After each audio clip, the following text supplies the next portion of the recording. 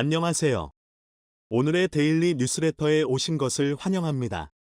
1. 중동에서 한국의 영향력은 엄청나다. 2. TSMC의 매출이 하락세를 보이고 있습니다. 3. 중국의 마지막 희망은 사라졌다. 한번 진실을 알아봅시다. 한국과 중동 국가들 간 협력 확대는 각종 경제 및 정치 협력의 범위를 확장하는 데 중요한 역할을 하고 있다.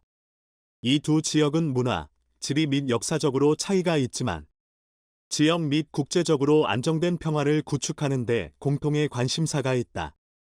경제와 정치 모두에서 균형 잡힌 발전을 이룬 대한민국은 중동 국가들이 신뢰할 수 있는 최우선 선택지로 자리매김하고 있다. 강력한 경제, 선진 기술 산업과 지속 가능한 발전에 대한 헌신이 결합된 결과로 대한민국은 다른 국가들에게 긍정적인 이미지를 제공하고 있다. 이 협력의 확대는 대한민국뿐만 아니라 전 세계적인 발전과 안정에 기여하고 있다. 현재 미국 정부는 최근 중동에서 벌어지고 있는 사상 초유의 상황에 당혹감을 감추지 못하고 있습니다. 이는 바로 세계 6위의 군사강국으로 올라선 한국이 중동에서 미국의 패권을 위협할 정도로 엄청난 영향력을 과시하고 있기 때문입니다. 이와 관련해 지난 1월 9일 영국의 중동 전문 매체인 미들 이스트 아이는 사우디 정부가 한국과의 군사동맹을 필사적으로 강화하고 나섬에 따라 중동 지역에 엄청난 파급력을 미치고 있는데 이는 결과적으로 지난 수십 년 동안 중동 지역의 자원과 안보를 쥐락펴락해왔던 미국의 패권이 한국으로 통째로 넘어가는 상황이 전개되고 있다며 이를 대대적으로 보도했습니다. 먼저 이 매체는 거두절미하고 냉전이 한창 진행되던 1970년대부터 한국과 사우디는 경제와 정치적으로 긴밀한 유대관계를 심화시켜 왔다고 보도했습니다.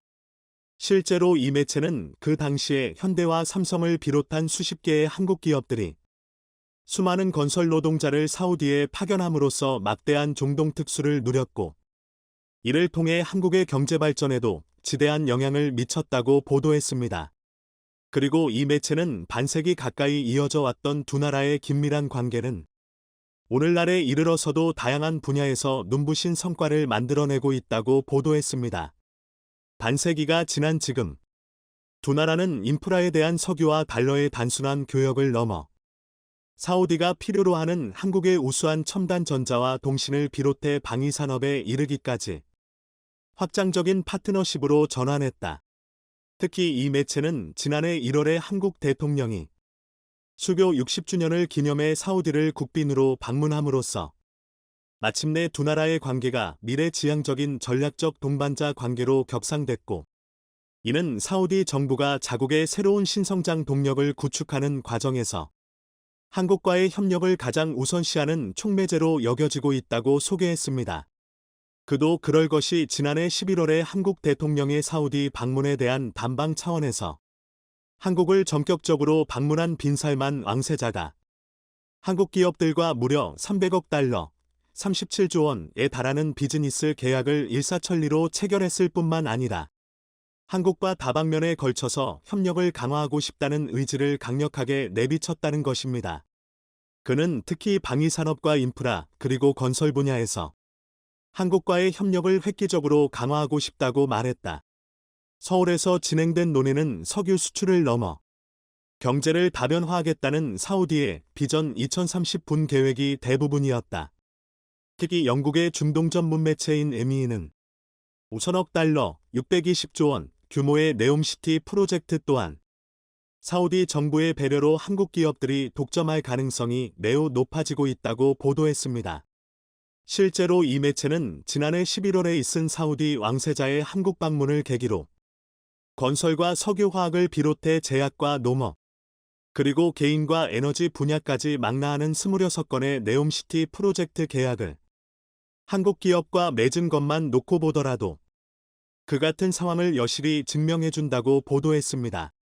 또한 사우디 정부는 여기에 더해 자국의 첫 원자력 발전소 사업은 물론이고 군사력 증강에 있어서도 한국과의 협력을 최우선시하고 있다는 것입니다. 하지만 한국과 사우디의 이 같은 전방위적인 관계 강화를 놓고 유독 불편한 심기를 드러내는 나라가 있습니다. 바로 미국 정부가 한국과 사우디의 관계 강화를 탐탁치 않게 여기고 있다는 것입니다. 이는 지난해에 발생한 여러 외교적 이슈로 인해 한국과 사우디를 상대로 한 미국 정부의 외교 관계가 연일 악화일로로 치닫게 됨에 따라 결국 한국과 사우디의 관계 강화를 미국 정부가 우려의 시선으로 바라보고 있다는 것입니다. 먼저 영국의 중동 전문 매체인 ME는 당장 사우디 정부만 하더라도 이미 2021년에 바이든 행정부가 출범할 당시부터 사사건건 격렬한 대립을 이어왔다고 보도했습니다. 바로 지난 2018년 당시에 자국 정부의 비판적인 사우디 언론인이 키르키의 주재 사우디 대사관에서 불미스러운 일을 겪은 것을 두고 바이든 대통령이 이를 빈살만 왕세자가 벌인 일이라며 사우디 정부를 강력하게 비판해왔다는 것입니다. 그리고 이에 반발한 사우디 정부는 지난해에 미국 정부의 원유 증산 요구를 무시하고 러시아의 원유 감산 행렬에 동참함으로써 결국 국제 원유 가격이 급격하게 치솟는 상황을 연출했다는 것입니다. 뿐만 아니라 사우디 못지않게 한국 정부 또한 마찬가지로 미국 정부와 여러 정치적 오해를 쌓아왔고 이는 결과적으로 한국이 사우디와의 관계를 강화하는 것에 대해 이국의 정부 인사들로부터 거센 반발을 불러왔다는 것입니다. 실제로 이 매체는 한국의 직전 정부만 놓고 보더라도 당시 중국과 격렬한 대립을 펼치려던 트럼프 행정부와 달리 한반도 평화 프로세스라는 외교 노선을 통해 동북아 번영을 도모하려고 했다고 보도했습니다. 또한 이 매체는 당시 트럼프 행정부가 일본과 화해하라고 한국 정부에게 거센 압박을 가했음에도 불구하고 한국 정부는 이에 수긍하기는커녕 오히려 일본 정부가 한반도에서 저질렀던 침략 행위에 대해 그 어떤 사죄나 배상 없이는 절대 화해하지 않겠다는 입장을 표명하면서 한일 관계뿐만 아니라 한미 관계도 극도로 긴장된 상황을 유지해왔다고 보도했습니다. 그리고 뒤이어 이 매체는 지난해 5월에 출범한 현재의 한국 정부 또한 마찬가지로 바이든 행정부와 여러 논란을 불러 일으켜왔다고 보도했습니다. 이는 지난해 8월에 미국의 하원 의장이 한국과의 관계 강화를 위해 노구를 이끌고 한국을 방문했음에도 불구하고 한국 정부는 이를 외면하는 듯한 모습을 보인 데다가 급기야 가든해 9월에 뉴욕에서 있은 한미 정상의 48초짜리 스탠딩 회담에서도 전혀 예상치 못했던 엄청난 외교적 파장을 몰고 오는 상황이 전개됨에 따라 기어코 미국의 정치인들과 언론 매체들로부터 상당한 비판이 쏟아졌다는 것입니다. 해외에서 미국의 군사동맹을 비판하는 저명한 평론가인 더그 벤도우는 지난 10월에 이들 두 나라와 미국과의 관계를 재평가할 것을 촉구하는 글에서 대한민국의 특권의식이 사우디만큼이나 커질 수 있다고 지적했다. 하지만 그럼에도 불구하고 영국의 중동 매체인 ME는 한국과 사우디를 상대로 맺은 미국의 동맹구조는 아직까지 미국이 세계 패권을 유지하는 전략에 있어서 매우 중요한 존재로 인식되고 있는 만큼 현재 미국 정부가 한국과 사우디의 협력 강화를 놓고 이러지도 저러지도 못한 채 전전긍긍하는 모습을 연출하고 있다고 보도했습니다. 바로 한국의 방위산업만 하더라도 나토를 비롯해 미국이 주도하는 다국적 동맹에 있어서 가장 중요한 무기 공급처로 자리 잡고 있는 데다가 이국의 방산기업들 또한 한국의 최신 기술을 접목하고 방산무기를 곰도르로 개발함으로써 동맹국들의 상호운용성과 전반적인 역량 강화를 성공적으로 이끌어내고 있는 사실을 비춰봤을 때 미국 정부가 이러한 상황을 무시하고 한국과 갈등을 빚게 된다면 미국의 세계 전략에 크나큰 손실을 가져올 수밖에 없다는 것입니다. 때문에 이 매체는 현재 미국 정부로서는 한국과 사우디가 미국의 동맹구조에서 벗어나지 않길 바라는 상황을 맞닥뜨리고 있다고 보도했습니다. 또한 이 매체는 현재 한국과 사우디의 관계가 나날이 심화되고 있는 것에 대해 미국 정부가 가장 크게 걱정하는 것은 또 다른 이유가 있기 때문이라고 보도했습니다. 이는 무엇보다 한국의 방위산업이 세계적인 무기공급 국가로서 놀라운 성장을 거듭함에 따라 호연화 중동 지역에서 미국 기업들을 제치고 독점 체제를 구축하지 않을까 미국 정부가 노심초사하고 있다는 것입니다. 한국은 현재 세계 8위의 무기 제조국이며 2016년부터 2022년까지 전투기와 미사일을 비롯해 자주포와 탱크, 그리고 소형무기 등의 수출이 177%나 증가했다.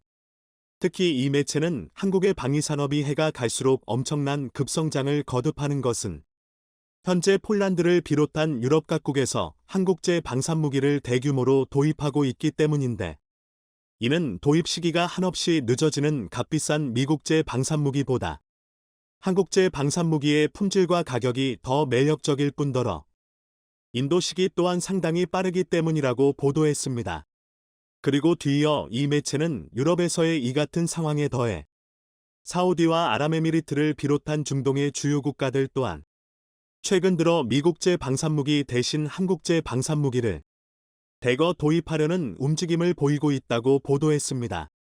실제로 이 매체는 이미 지난 2021년에 아랍에미리트 정부가 한국을 통해 지대공 미사일 천공이를 35억 달러 규모로 도입키로 한 데 이어 지난해 3월에는 사우디 정부가 한화디펜스와 8억 달러 규모의 방산 계약을 체결했다고 보도했습니다. 또한 사우디 정부는 의명의 한국 기업 3곳과 9억 8,900만 달러의 방산 계약을 체결했다. 그 판매에 대한 자세한 내용은 아마도 민감해서인지 공개되지 않았다. 그러면서 이 매체는 사우디 정부가 이미 2013년부터 한국과 다방면에 걸친 군사협력을 추진해왔던 만큼 한국의 방위산업이 유럽에서 뿐만 아니라 사우디에서도 미국 기업들을 제치고 독점체제를 구축하는 것은 시간 문제와 다를 없다고 보도했습니다. 어쨌든 한국의 군수품 수출은 로키드 마틴과 레이시온 같은 미국 기업들에게 계속해서 속쓰림을 일으킬 것이다. 더군다나 이 매체는 정작 미국 정부마저도 나날이 더해가는 군수물자 부족을 해결하기 위해 한국으로부터 10만 발에 달하는 포탄을 다금히 구매한 사실을 놓고 봤을 때 중동 지역에서 더해가는 한국의 독점 체제는 앞으로도 더 강력하게 구축될 것이라고 전망했습니다. 결국 영국 매체의 이러한 보도는 시류에 휩쓸리지 않고 부단한 노력과 정진을 이어왔던 우리의 저력이 오늘날 세계 초강대국이라 일컬어지는 미국마저도 옴짝달싹하지 못하는 광경을 연출하고 있음을 매우 사실감 있게 대변해주고 있습니다. 미국의 반도체 지원법이 통과되면서 미국 기업 및 해외 기업들이 속속 미국 내 투자를 약속하자 반도체에 대한 모든 것을 움켜쥔 듯이 고무되어 떠들고 있지만 그것은 거대한 착각에 지나지 않는다고 뉴욕타임스 NYT는 일측했습니다. 뉴욕타임스 NYT는 돈만 쏟아 붓는다고 해서 원하는 일이 성사되지 않는다고 하면서 반도체 지원법이 겉으로 보기에는 대단한 것처럼 보이지만 실제는 미국의 대규모 반도체 옥성 투자 정책에도 불구하고 공급량 해소의 근본적인 원인은 해결된 상태가 아니기 때문에 여전히 한계가 있다는 것입니다. 기술 인력 확보 같은 현실이 뒷받침되지 않는 상태에서 정부의 지원과 외국 업체에 의지하는 한 미국 내 반도체 발전은 기대할 수 없다는 것이고, 따라서 장미빛이 아니라 근본적인 문제를 풀지 않는 한 불확실성의 연속이라고 지적한 것입니다. 미 반도체 산업협회 SIA에 따르면 미 전역에서 35개 이상의 미국 및 해외 반도체 기업이 미국 내에서 반도체를 생산하겠다며 2천억 달러, 약 252조 6천억 원 투자를 약속한 것은 제2차 세계대전 이후 최대 규모 제조업 투자라고 NYT는 보도했습니다. 투자 금액은 텍사스, 애리조나, 뉴욕 등 16개 주에서 23개의 신규 칩 공장 준공 및 9개 공장 증설, 업계의 장비 소재를 공급하는 기업들의 투자 등에 투입될 예정이라고 했습니다. 그런데 이 같은 투자건은 대부분 연방과 주정부의 지원금에 우선 무게를 두면서 얼마의 지원금이 나오면 그에 더해 투자하겠다는 것이지 반도체 관련 기업들이 스스로 투자하겠다는 것이 아니라는 것입니다. 또한 기존의 확장 계획이나 관리 비용이 투입되는 것까지도 새롭게 투자하는 것처럼 부풀리고 있다는 지적도 있습니다. 정부에서 반도체 관련해 대규모로 지원하겠다는 정책에 편승하겠다는 그 뒷면을 자세하게 보라는 의미입니다. 최근 칩5 반도체 전쟁을 출간한 미 터프츠대 크리스 밀러 교수는 NYT에 직접적으로 미 정부의 엄청난 투자에도 반도체 자립을 달성하는 데엔 성공하지 못할 것이라고 했습니다. 그 이유로 반도체 공장을 준공하는 데만 수년이 걸리는 데다가 오른쪽을 가리키는 까만 삼각형 미국 내 공장이 가동되더라도 이들 공장에서 최첨단 반도체가 생산되지 못할 가능성이 크고 오른쪽을 가리키는 까만 삼각형 미국 내 생산을 뒷받침할 인력도 부족할 가능성이 크다는 분석안을 내놓았습니다. SIA가 미국의 반도체 산업 대규모 투자로 반도체 생산 기업 및 공장에서 27만 7천 명의 반도체 인력 수요를 창출할 것으로 보고 있다고 했지만 NYT는 지나치게 낙관적이라고 지적하면서 반도체 공장은 기술자 및 화학공학과 같은 분야에 숙련된 과학자가 필요한 것이지 아무나 고용해서 생산을 하는 게 아니다고 했습니다. 당장 반도체 업계 전문가들을 대상으로 한 설문조사에 따르면 과학자 및 엔지니어 부족이 가장 어려운 과제 중 하나라고 고충을 토로한 부분을 예로 들었습니다. 따라서 기술 인력 부족으로 인해 미국 반도체 자급자족 노력에 제동이 걸릴 수 있다. 고 NYT는 꼬집었습니다. 미국이 반도체 지원법에 투자하는 돈이 68조 원이라고 하면서 미 정부의 엄청난 투자라고 하는데 한국의 2개 기업이 투자하는 수백조 원의 비용과는 비교도 안 됩니다. 이런 것이 착각을 불러 일으키는 요인입니다. 더구나 미국에서 68조 원을 투입한다고 해도 이는 한국에서 투자하는 10조 원 정도와 비슷할 것이라고 봅니다. 워낙 미국은 비효율적이기 때문입니다. 한국에서 연봉으로 1억 원을 받는다고 하면 대단한 고액이라고.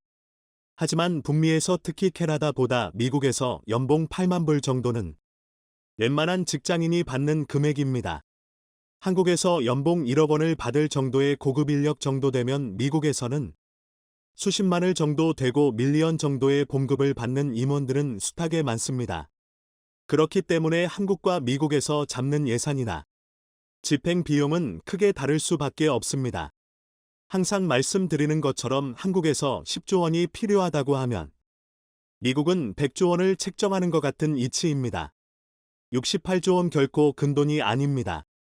한편 경기 침체로 이어지면서 전자제품의 출하가 급속도로 하강하고 재고가 쌓이자 끄덕겁다고 자말하면서 가격을 올해 상반기에 또 인상하려고 했던 TSMC마저 가격을 동결하고 일부는 가격을 다운시키는 등 생산이 크게 줄어들면서 반도체 겨울이 메모리 반도체에서 파운드리로 옮겨가고 있다는 분석이 나옵니다.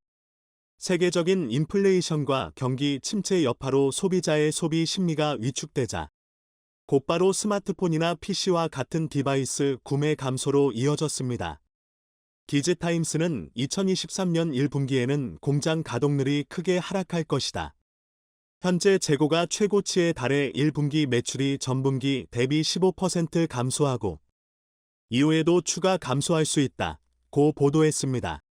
TSMC의 상위 10대 고객인 엔비디아, AMD, 미디어텍 등 제품을 판매하지 못한 재고가 쌓이고 있고 주문 취소와 지연 계약 파기가 연이어 발생하고 있다면서 6, 7나노 공정 수요는 절반가량으로 하락하고 5나노 이하 생산 라인 가동틀도 크게 줄어들었다고 밝혔습니다. 따라서 올해 2분기에도 저점 회복은 어려울 것으로 보인다는 것이 시장 전문가들의 예측입니다. TSMC는 수요가 크게 줄며 매출이 줄자 그에 대한 타겟책으로 주요 팹리스들에게 또다시 가격을 인상하고자 했습니다. 지난해 9월 맥루머스, 나인투맥 등 외신은 TSMC가 2021, 2022년에 이어 2023년 파운드리 가격을 또 올리려고 한다는 당시 보도 내용에 따르면 TSMC는 저가격의 애플과 엔비디아에 5~6% 정도 인상된 가격을 적용하고자 시도했지만 애플은 삼성전자의 가격을 들어 즉각 반발하면서 TSMC는 결국 가격을 올리지 못했습니다. 그런 TSMC 대응에 비해 삼성전자는 당분간 파운드리 가격을 조정할 계획이 없다고 밝혔습니다. 강문수 삼성전자 파운드리 사업부 부사장은 지난달 28일 실적 발표 컨퍼런스콜에서 삼성 파운드리는 견조한 수요가 지속하고 있다고 하면서 향후 증장기 시장, 글로벌 거래 수요 등을 다각적으로 분석해 대응하겠다라고 했습니다. 그런 반도체 업계의 현황이나 반도체 매출의 급감에도 불구하고 삼성전자는 생산을 줄이거나 구조 조정도 없이 최첨단 반도체 생산 기술인 3나노미터 공정 안정화의 속도를 내고 있는 모습입니다.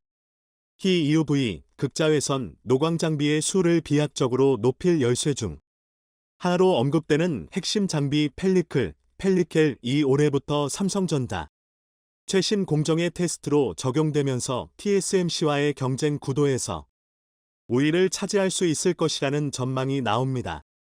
29일 반도체 업계에 따르면 그동안 투과율 90%를 뛰어넘어 경이적인 94%를 목표로 연구개발에 투자해온 SNS텍은 현재 목표치에 거의 근접한 상황으로 올해 상반기부터 삼성전자의 요구 사양을 맞출 수 있다는 것이 거의 확실시되고 있는 것으로 알려지고 있습니다.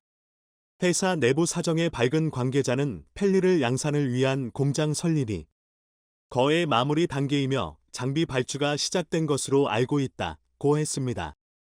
SNS텍은 삼성전자가 투자한 소부장 협력사 중 가장 많은 자금을 유치한 기업으로 2019년부터 EUV 시대 전환에 맞춰 EUV용 블랭크 마스크와 펠리클 개발을 진행해 왔습니다. 펠리클이란 반도체 회로가 새겨 넣은 유리기판 즉 포토마스크에 초미세한 먼지가 붙지 않도록 보호하는 얇은 필름을 지칭합니다. 호흡을 하면서도 미세먼지나 해로운 물질을 흡입하지 않기 위해 마스크를 쓰는 것과 비슷한 원리입니다. EUV 공정에서 펠리클의 유무 차이는 상당히 큽니다.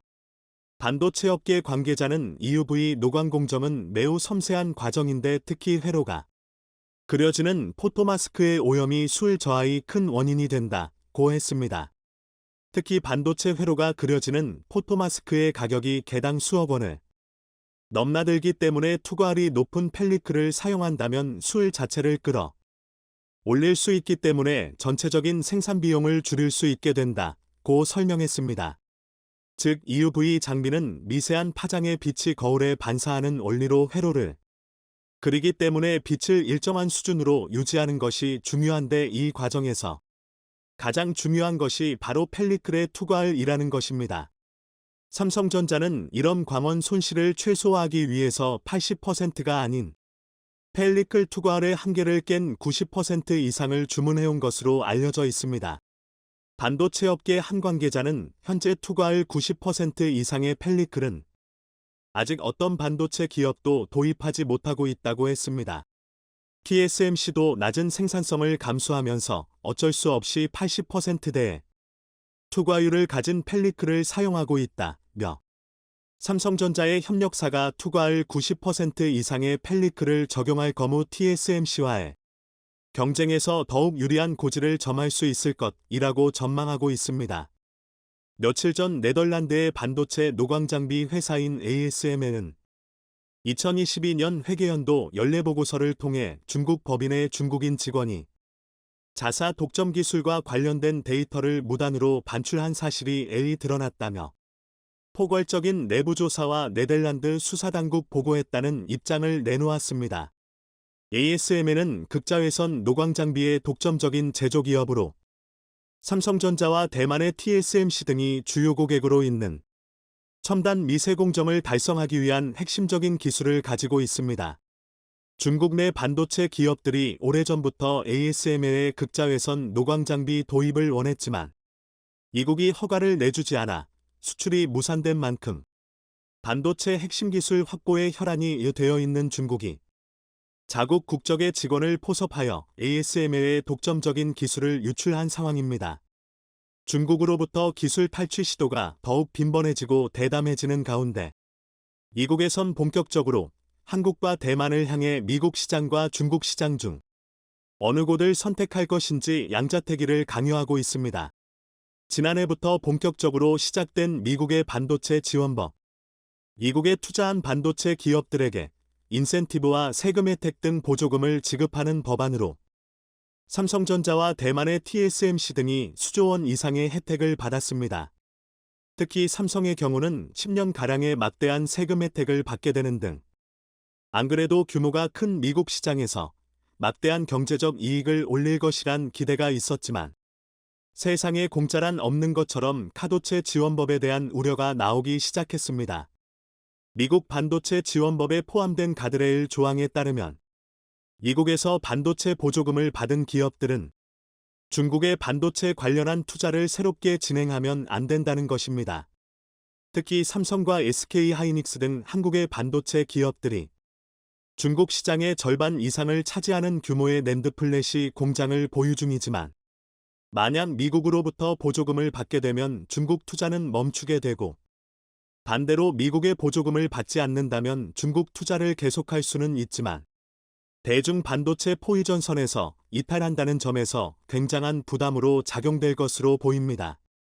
미국에선 갑작스러운 정책의 변화로 공급망에 대한 혼란을 줄이기 위한 목적으로 삼성과 SK하이닉스, 그리고 대만의 TSMC와 미국의 인텔 등 글로벌 반도체 회사들이 중국에 투자하는 것을 막는 정책을 1년간 유예하기로 결정했으며 해당 유예 조치는 최장 5년간 연장될 수 있다고 밝혔습니다. 즉, 중국 내 반도체 공급망의 기간이 최소 1년에서 최대 5년까지 남은 가운데 삼성과 TSMC 등 반도체 기업들의 결정에 중국 내 반도체 공급망의 운명이 달려있는 상황입니다. 중국은 반도체 필요량의 90%를 수입하고 있으며 자급자족 능력은 10%가 채 안 됩니다. 무엇보다 가장 심각한 것은 미국의 전방위적인 중국 제재로 반도체 자급률이 갈수록 줄어들고 줄어든 자급률은 중국 내 모든 산업에 영향을 주고 있다는 것입니다. 작게는 TV, 냉장고, 스마트폰부터 크게는 자동차와 건물, 인공위성 발사체까지 모든 산업 분야에서 쓰이는 반도체를 제때 공급받지 못하면 중국의 산업은 완전히 멈춰버릴 것이란 위기에 직면했습니다. 정말 놀라운 것은 2022년 단 1년 동안 중국의 반도체 기업 5,700여 곳이 폐업 신고를 했으며 이는 중국 내 반도체 폐업업체 수 기준으로 역대 최대 규모를 갱신했습니다. 중국이 반도체 굴기를 천명하던 당시 연간 1,000개 안팎의 반도체 회사가 폐업 신고를 하던 것에 비하면 바이든 행정부에서 본격화된 지금 반도체용 첨단 장비 수출 금지 조치가 제대로 효과를 내고 있다는 것으로 보여지며 중국 내 반도체 생태계가 뿌리째 흔들리고 있습니다. 그 중에서 시진핑 주석과 밀접히 연관되어 천문학적인 지원을 받던 칭화윤이마저 파산했으며 중국 내에서 삼성과 SK하이닉스 등 한국 기업과 경쟁하던 YMTC, 즉 양쯔 메모리 테크놀로지와 NG 창신 메모리는 인력을 감축하고 신규 공장 투자 일정을 백지화했습니다.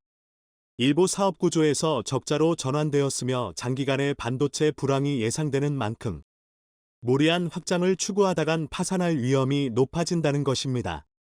중국 최대 파운드리 회사인 SMIC도 위태로운 것으로 보입니다. 지난해 4분기 매출은 15%가량 감소했고 올해 1분기 매출은 벌써 12%가량 감소해 추가적인 매출 하락과 만성 적자가 지속될 것이란 전망입니다. 2019년부터 본격적인 영업 손실을 기록한 SMIC는 흑자와 적자를 반복하며 겨우겨우 버티고 있지만 흑자의 대부분은 중국 내 자국 기업들의 몰아주기성 주문으로 중국이 아닌 국제사회에서 경쟁력은 사실상 바닥이라는 게 업계 관계자들의 시각입니다. 무엇보다 암울한 점은 중국 반도체의 숨동을 쥐고 있는 미국이 더욱더 강력한 봉쇄작전을 펼칠 것이란 전망입니다. 지속적인 반도체 소재 장비 수출 금지로 중국 반도체 기업들을 지금과 같은 속도로 파산시키면 5년 안으로 중국 내 반도체 기업 70%가 정리된다는 계산이며 중국 정부의 지원이 끊길 경우 3년 안에 70%가 정리된다는 것입니다. 그런데 중국이 걱정하는 진짜 문제는 다음입니다. 미국의 조치로 인해 자국 반도체 기업들이 전부 파산해버리면 한국의 삼성과 대만의 TSMC 등 해외 반도체 기업들에 대한 의존도는 자연스럽게 높아지게 되는데 미국은 삼성과 TSMC 그리고 인텔을 압박해 대중 반도체 투자를 철회시키면서 중국의 마지막 회막마저 걷어가고 있습니다. 물론 미국의 이런 결정에 삼성과 TSMC 등 반도체 기업들은 일시적인 손해를 보게 되지만 결과적으로는 잠재적 경쟁자인 중국 반도체가 사라진다는 점에서 최종적으로는 이익이라는 전망이 나옵니다. TSMC도 삼성처럼 미국의 반도체 공장을 짓는 대가로 반도체 지원법을 통해 보조금을 지급받았는데 수십조 원 규모의 중국 내 공장을 운영 중이고 삼성과 SK하이닉스 역시 미국에 투자한 만큼 중국에도 공장을 보유하고 있습니다. 미국이 중국에 대한 투자를 단기 유예 1년 장기 유예 5년을 내걸었지만 한국과 대만 등 국가에 상관없이 수십조 원 투자한 중국 시장이 무용지물될 상황에 놓였습니다. 하지만 긍정적인 부문도 존재합니다. 현재 중국 내 반도체 기업들이 대기업 중소기업 가리지 않고 파산하는 가운데 중국의 한국과 대만에 대한 반도체 의존도는 더욱 커져가고 있습니다. 그런데 중국 현지 공장을 운영 중인 삼성과 TSMC가 공장을 폐쇄하고 철수한다면 중국은 그동안 자국에서 생산되던 반도체를 비싼 돈 주고 한국이나 대만에서 직접 수입해야 하는 지경에 이르게 된다는 것으로 중국의 반도체 공급망이 완전히 박살난다는 것을 의미합니다. 즉, 중국 본토에서 반도체가 하나도 생산되지 않는다면 한국과 대만 등이 반도체를 쥐고 중국 대륙을 흔들 수 있게 됩니다. 중국이 자국에서 생산되는 반도체 없이 모든 반도체를 수입하여 사용하게 되는 경우 발생하는 추가적인 이익도 있습니다.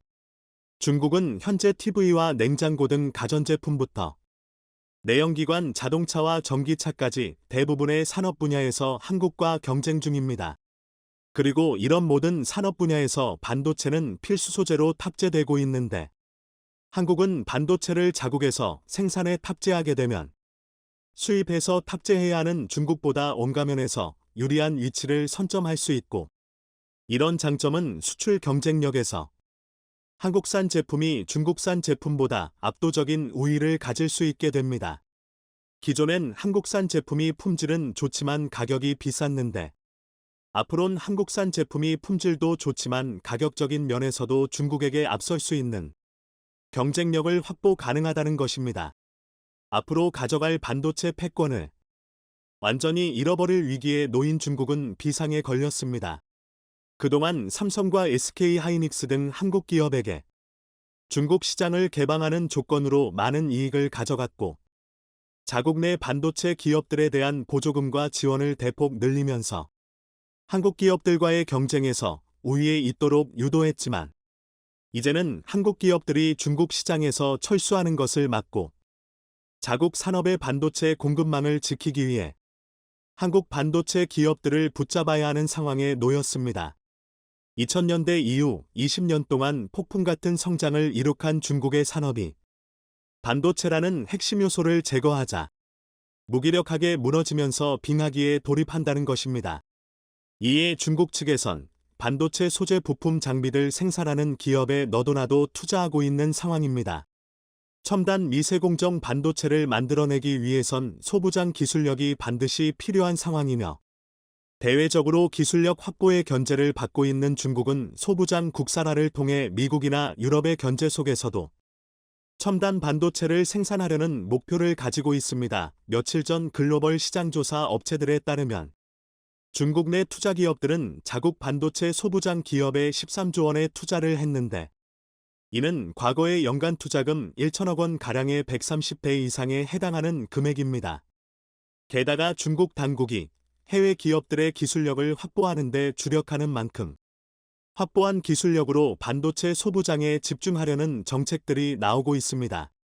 물론 중국이 소부장을 확보한다고 하더라도 반도체를 자체 개발하거나 생산할 수 있을지 여부는 불투명하지만 한국처럼 소부장을 국산화하려는 시도는 계속해서 이어지고 있습니다.